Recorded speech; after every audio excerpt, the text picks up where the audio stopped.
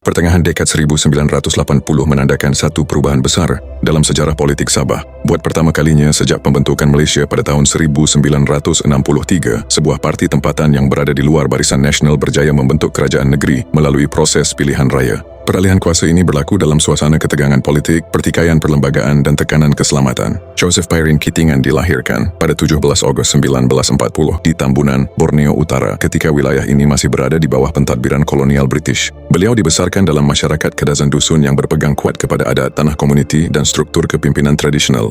Pengalaman hidup di kawasan pedalaman membentuk kesedaran awal beliau tentang jurang pembangunan antara bandar dan luar bandar serta isu tanah adat dalam pentadbiran negeri selepas pembentukan Malaysia. Pada pertengahan dekad 1970, Joseph Pairin Kitingan menyertai Parti Berjaya. Parti Berjaya ditubuhkan sebagai gerakan politik yang mencabar pemerintahan USNO dan kemudiannya membentuk kerajaan negeri selepas pilihan raya negeri pada April 1976.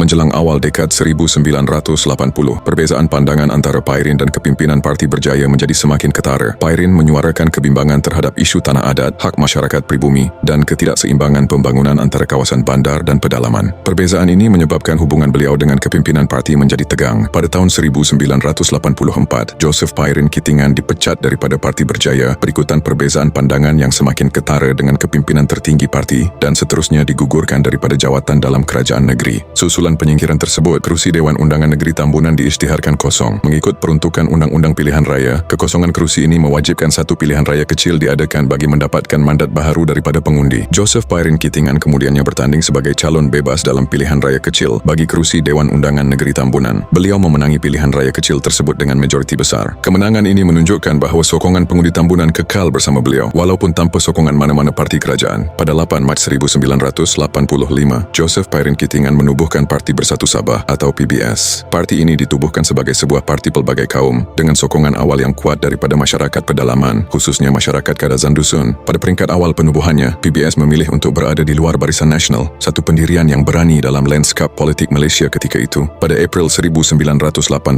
pilihan raya negeri Sabah diadakan. PBS memenangi 25 daripada 48 kerusi Dewan Undangan Negeri. Kerajaan berjaya tumbang selepas memerintah sejak tahun 1976. Dalam tempoh sebelum pilihan raya negeri Sabah tahun itu berlangsung, menurut sumber lisan telah wujud satu pakatan sulit antara Parti USNO dan PBS. Tujuan utama pakatan ini ialah untuk menjatuhkan kerajaan negeri sedia ada yang diterajui oleh Parti Berjaya. Pakatan tersebut tidak diumumkan kepada umum, tidak dimeterai melalui sebarang perjanjian bertulis dan hanya diketahui oleh kelompok kepimpinan tertentu dalam kedua-dua parti. Sepanjang tempoh kempen pilihan raya, pakatan sulit ini berfungsi sebagai satu persefahaman politik bagi menghadapi kerajaan Berjaya sebagai musuh bersama. Namun pakatan tersebut tidak bertahan lama. Pada malam keputusan pilihan raya negeri 1985 diumumkan, pakatan sulit antara USNO dan PBS telah musnah. Perkembangan ini menandakan berakhirnya persefahaman politik tersebut dan membuka laluan kepada konflik baharu berhubung pembentukan kerajaan negeri dan pelantikan Ketua Menteri Sabah. Pilihan raya negeri Sabah melibatkan 48 kerusi Dewan Undangan Negeri. Majoriti mudah memerlukan sekurang-kurangnya 25 kerusi. Keputusan rasmi menunjukkan PBS memperoleh 25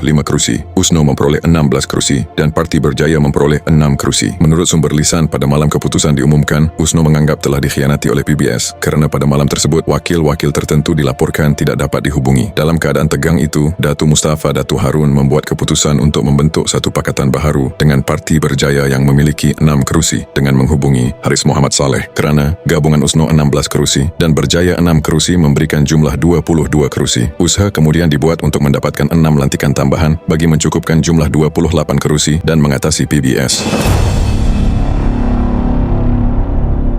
Pada malam yang sama, satu pertemuan segera diatur dengan Yang di-Pertua Negeri Sabah dan rombongan tersebut bergegas ke Istana Negeri. Penyokong USNO mula memenuhi perkarangan istana dalam keadaan yang sangat tegang sehingga peristiwa itu kemudian digelar oleh setengah pihak sebagai palace coup atau rampasan kuasa istana. Joseph Pairin Kitingan turut hadir ke Istana Negeri pada malam tersebut. Namun beliau tidak dapat melepasi pintu masuk istana kerana laluan telah dihalang oleh penyokong-penyokong Datuk Mustafa Datuk Harun yang memenuhi kawasan sekitar pintu pagar istana. Pada kira-kira jam 4.30 pagi, Datuk Mustafa mengangkat sumpah sebagai Ketua Menteri buat kali kedua. Namun demikian, pelantikan tersebut dipertikaikan kerana ketika itu majoriti sebenar dalam Dewan Undangan Negeri belum dapat dibuktikan secara sah. Selepas meneliti semula kedudukan perlembagaan, Yang di-Pertua Negeri kemudiannya mengubah keputusan tersebut. Pada jam 8 pagi hari yang sama, Joseph Pairin Kitingan mengangkat sumpah sebagai Ketua Menteri Sabah yang ke-7. Susulan daripada pelantikan Joseph Pairin Kitingan, Datu Mustafa Datu Harun memfailkan satu injunction terhadap Yang di-Pertua Negeri Sabah pada masa itu, Tun Adnan Robert, kerana pihak USNO berpendapat bahawa Datu Mustafa masih lagi merupakan Ketua Menteri Sabah yang sah. Pada 13 Mac 1986, rusuhan telah berlaku di Sabah. Pada hari kejadian, Padang Merdeka dipenuhi oleh penyokong-penyokong Datu Mustafa. Perkarangan mahkamah juga dipenuhi orang ramai yang menunggu keputusan injunction bagi menghalang keputusan pilihan raya yang lepas. Sebanyak 6 letupan bom dilaporkan berlaku di sekitar kota Kinabalu. Letupan turut dilaporkan berlaku di Tawau dan Sandakan. Masjid negeri dipenuhi oleh para perusuh. Mereka bermalam, makan dan tidur di kawasan masjid. Rombongan keluarga turut dibawa bersama, termasuk anak-anak. Ramai daripada perusuh didakwa merupakan warga Filipina yang sebelum ini telah dibawa masuk ke Sabah untuk bekerja oleh Datu Mustafa atas kebenaran kerajaan persekutuan dengan pemberian special pass untuk bekerja. Dikatakan mereka berada di masjid selama kira-kira 1 minggu sebelum akhirnya menyerah diri kepada pihak berkuasa. Rusuhan dan ketegangan keselamatan ini berlangsung selama 48 hari di seluruh negeri, khususnya kota Kinabalu, Sandakan dan Tawau, dan perintah berkurung dilaksanakan bagi mengawal keadaan. Keseluruhan tempoh ini kemudiannya dirujuk oleh sebahagian pemerhati dan penulis sejarah sebagai Silent Riot. Perdana Menteri Malaysia ketika itu Dr. Mahathir Mohamad turun ke Sabah bagi meredakan keadaan dan mencadangkan agar satu pakatan diwujudkan antara PBS, USNO dan Parti Berjaya. Dalam suasana tekanan politik dan keselamatan yang berterusan, Joseph Pairin Kitingan membubarkan Dewan Undangan Negeri dan mengumumkan pilihan raya mengejut pada Mei 1986.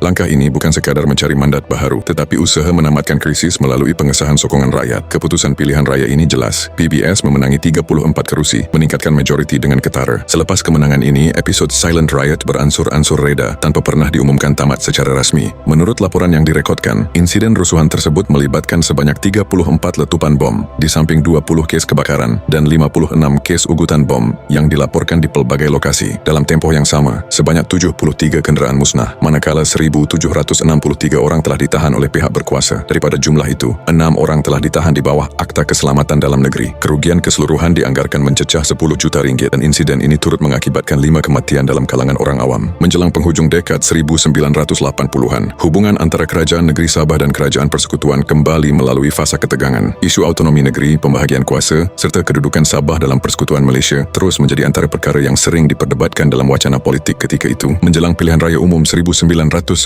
PBS mengambil keputusan untuk keluar daripada Barisan Nasional dan bergerak bersama Pakatan Pembangkang di peringkat persekutuan, termasuk kerjasama dalam gabungan yang dikenali sebagai Gagasan Rakyat. Dalam pilihan raya Negeri Sabah 1994, PBS sekali lagi memenangi dengan majoriti minimum di Dewan Undangan Negeri. Namun, dalam tempoh yang singkat selepas pembentukan kerajaan, berlaku gelombang lompat parti melibatkan beberapa ahli Dewan Undangan Negeri yang dipilih atas tiket PBS yang kemudian menyatakan sokongan kepada Barisan Nasional. Perubahan sokongan ini menyebabkan PBS kehilangan majoriti, lalu tidak lagi mampu mengekalkan pentadbiran kerajaan negeri. Pada 17 Mac 1994, Joseph Pairin Kitingan meletakkan jawatan sebagai Ketua Menteri Sabah dan pentadbiran PBS tamat melalui peralihan kuasa selepas defeksi tersebut.